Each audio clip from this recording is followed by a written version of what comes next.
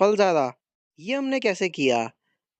Hello everyone, कैसे हैं आप लोग? दोस्तों, अगर आपके भी अंजीर के प्लांट पर सिर्फ पत्ते ही पत्ते आ रहे हैं और फ्रूट एक भी नहीं, तो सच बोलूं तो कोई गलती हो रही है दोस्तों। और ये एक बड़ी मिस्टेक है जो काफ़ी गार्डनर्स करवा देते हैं। इसी वजह से उनका प्लांट कभी भी प्रॉपर्ली फ्रूटिंग दे ही नहीं पाता, बस हरा भरा दिखता रहता है। आज की वीडियो आपकी गार्डनिंग जर्नी को चेंज करेगी, क्योंकि मैं आपको कोई नॉर्मल टिप नहीं बल्कि एक टेस्टेड सीक्रेट टेक्निक बताने वाला हूँ, जो मैंने खुद अपने प्लांट पर यूज़ किया और रिजल्ट देख के मैं भी शॉक हो गया। मैंने अपने अंजीर प्लांट पर एक ऐसा सिंपल जुगाड़ अप्लाई किया, जिससे प्लांट का पूरा बिहेवियर चेंज हो गया। पहले जहाँ सिर्फ लीव्स ही लीव्स आते थे, अब वही हर ब्रांच पर इतने सारे फ्रूट्स हैं कि हम तोड़ते-तोड़ते थक जाते हैं।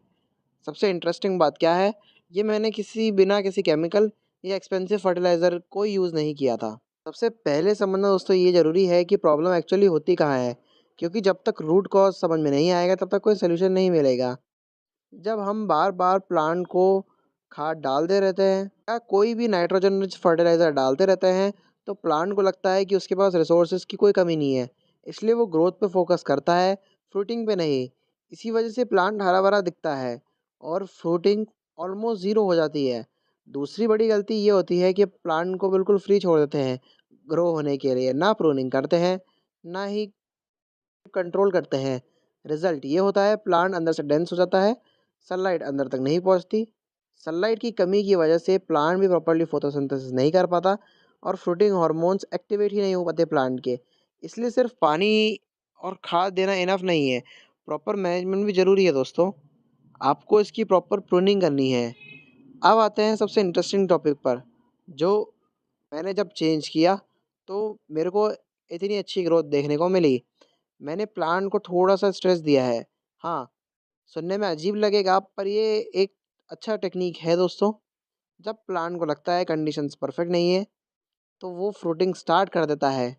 जो प्लांट होता है, जब प्लांट को थोड़ा-सा स्ट्रेस मिलता है, कंडीशंस परफेक्ट नहीं लगती, तब वो सीड्स बनाने लग जाता है। सीड्स बनाने की कोशिश करता है ताकि प्लांट को और अच्छे से बढ़ा सके। अब प्लांट को स्ट्रेस देना क्या होता है दोस्तों? जैसे कि प्लांट को थोड़ी वाटरिंग कम देना, जितना पानी चाहिए उससे कम देना, और दूसरा होता है प्रूनिंग। ये टेक्निक्स जो होती हैं, इनसे काफ़ी फ़ायदा मिलता है हमें गार्डनिंग में। हमने इसमें जो स्टेप टेक्निक यूज़ करी थी, उसके बारे में जानते हैं, प्रूनिंग। अगर आपने भी ये स्टेप सही से कर लोगे, तो आधा गेम तो वहीं जीत जाओगे। मैंने देखा कि मेरे अंजीर प्लांट में बहुत सारी एक्स्ट्रा ब्रांचेस हैं, जो बिना किसी काम के एनर्जी कंज्यूम कर रही थी। प्लांट के अंदर की तरफ ग्रो होने वाली सभी ब्रांचेस को सनलाइट ब्लॉक कर रही थी और हवा का सर्कुलेशन भी प्रॉपर नहीं हो पा रहा था। इसी वजह से प्लांट डेंस हो गया था और फ्रूटिंग के लिए परफेक्ट एनवायरनमेंट नहीं मिल रहा था। मैंने केयरफुली उन सभी ब्रांचेस को रिमूव कर दिया है, जो ओवरलैपिंग थी या फिर अंदर की तरफ जा रही थी, जिससे प्लांट का स्ट्रक्चर ओपन हो गया है और हर पार्ट तक सनलाइट पहुंचती है। जैसे ही मैंने प्रूनिंग की, प्लांट की एनर्जी एक्स्ट्रा लीव्स में वेस्ट हो रही थी, वो बचाने लगी और ग्रेजुअली फ्रूटिंग साइड में डाइवर्ट होने लग गई। ये एक नेचुरल शिफ्ट था जो प्रूनिंग की वजह से हुआ था। इसलिए प्रूनिंग दोस्तों एक इम्पॉर्टेंट टॉपिक है, इसे इग्नोर नहीं किया जा सकता गार्डनिंग के अंदर। अब आते हैं फर्टिलाइज़र कंट्रोल। दोस्तों, ये स्टेप अगर आपने इग्नोर कर दिया तो सारी मेहनत बेकार हो सकती है, क्योंकि वही चीज़ डिसाइड करती है कि लीव्स बनाएंगे या फ्रूट्स। मैंने सबसे पहले नाइट्रोजन हेवी फर्टिलाइज़र बंद कर दिए, जैसे गोबर की खाद देना या फिर यूरिया वगैरह देना, क्योंकि ये सिर्फ वेजिटेटिव ग्रोथ को बढ़ाते हैं और फ्रूटिंग को डिले कर देते हैं। इसकी जगह मैंने फास्फोरस और पोटेशियम रिच चीज़ें यूज़ करी, जैसे बनाना पील फर्टिलाइज़र या फिर वुड ऐश। ये न्यूट्रिएंट्स डायरेक्टली फ्रूटिंग को प्रमोट करते हैं और प्लांट को सिग्नल देते हैं कि फ्रूटिंग चालू रखनी है।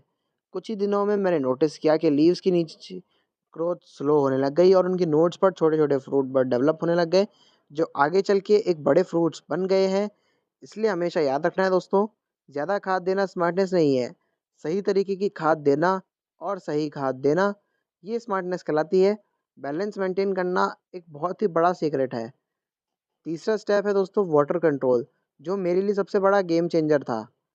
पहले मैं रोज़-रोज़ पानी दे रहा था क्योंकि मुझे लगता था प्लांट को रोज़-रोज़ पानी चाहिए। ज़्यादा पानी देने से प्लांट बहुत फ़ास्ट ग्रोथ करता है हमारी। लेकिन सच इसका बिल्कुल उल्टा होता है। जब प्लांट को कंटीन्यूअसली पानी मिलता रहता है, तो वो कंफर्टेबल हो जाता है, फ्रूटिंग की अर्जेंसी फ़ील नहीं करता, वो बस लीव्स को ग्रो करने देता है। मैंने इसमें क्या किया, मैंने पानी को रिड्यूस कर दिया, सॉइल को थोड़ा ड्राई होने दिया। इससे प्लांट को सिग्नल मिला कि वाटर लिमिटेड है, उसको अपनी लाइफ़ साइकिल जल्दी कंप्लीट करनी है। इसका रिज़ल्ट ये हुआ कि प्लांट ने फ्रूटिंग स्टार्ट कर दी और बड्स डेवलप होने लग गए। यहाँ एक इम्पॉर्टेंट बात भी है दोस्तों, कभी भी प्लांट का कंप्लीटली ड्राई मत होने देना, बस हल्का मॉइस्चर मेंटेन रखना है, वरना प्लांट डैमेज भी हो सकता है। हमें प्लांट को स्ट्रेस देना है, पर थोड़ा स्मार्टली। अब आते हैं चौथे स्टेप पर, जो है रूट बाउंड टेक्निक। ये एक हिडन टेक्निक है दोस्तों, जो काफ़ी गार्डनर्स को नहीं पता होती और एक्सपीरियंस गार्डनर्स इसको यूज़ करते हैं। मैंने अपने अंजीर प्लांट को बड़े पॉट में शिफ्ट नहीं किया है, क्योंकि मैंने उसे लिमिटेड स्पेस दी है ग्रो करने के लिए। जब रूट्स के पास ज़्यादा स्पेस होती है, तो प्लांट ज़्यादा ग्रोथ करता है और लीव्स बनाता है। जबकि रूट्स अगर लिमिटेड हो, तो प्लांट की सारी एनर्जी फ्रूटिंग पे लगा देता है प्लांट। ये एक नेचुरल मैकेनिज़्म है, जिससे प्लांट अपनी ग्रोथ को कंट्रोल रखता है और अपने फ्रूट्स को डेवलप करने में लगा देता है। इस टेक्निक का रिज़ल्ट मुझे क्लियरली देखने को मिला। प्लांट की हाइट ग्रोथ स्लो होने लग गई और फ्रूटिंग जो थी वो काफ़ी इंक्रीज़ हो गई। हर नोट्स के नीचे से काफ़ी सारे फ्रूट्स देखने को मिल रहे थे दोस्तों में। अब आता है लास्ट और सबसे बेसिक स्टेप, सनलाइट, जिसे लोग इग्नोर कर देते हैं। अंजीर एक ऐसा प्लांट है जिसे मिनिमम 6 से 8 घंटे की डायरेक्ट सनलाइट चाहिए। अगर आपने इसे शेड में रखा है, तो आज ही इसे बंद करो शेड में रखना। इसे ऐसी जगह पे रखो जहाँ पे तेज़ धूप आए, 6 से 8 घंटे की। मैंने अपने प्लांट को एक ऐसी जगह में शिफ्ट कर दिया जहाँ इसे डायरेक्ट सनलाइट मिलती रहे। स्टार्टिंग में थोड़ा एडजस्टमेंट हुआ, पर धीरे-धीरे प्लांट ने अडैप्ट कर लिया। सिर्फ 2-3 हफ्तों के अंदर मैंने इसमें चेंजेस देखने नोटिस किए। नए बर्ड्स आने लग गए और धीरे-धीरे वो फ्रूट्स पे कन्वर्ट भी होने लग गए। इसलिए याद रखना है दोस्तों, बिना सनलाइट के कोई भी प्लांट से फ्रूटिंग एक्सपेक्ट मत रखना।